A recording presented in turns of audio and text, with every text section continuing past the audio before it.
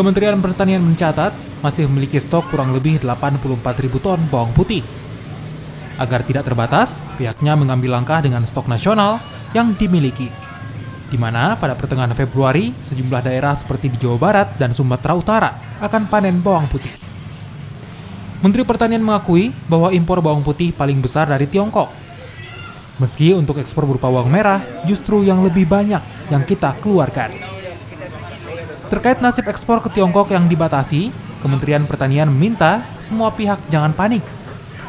Diperkirakan inkubasi virus corona selesai akhir Februari atau awal Maret hingga semua pintu ekspor kembali terbuka. Karena itu di tempat tertentu ada, tetapi kemampuan kita untuk memenuhi kebutuhan kita sendiri akan sulit. Oleh karena itu impor bukan barang haram, tetapi setelah segala usaha dan kemampuan dalam negeri kita sudah lakukan.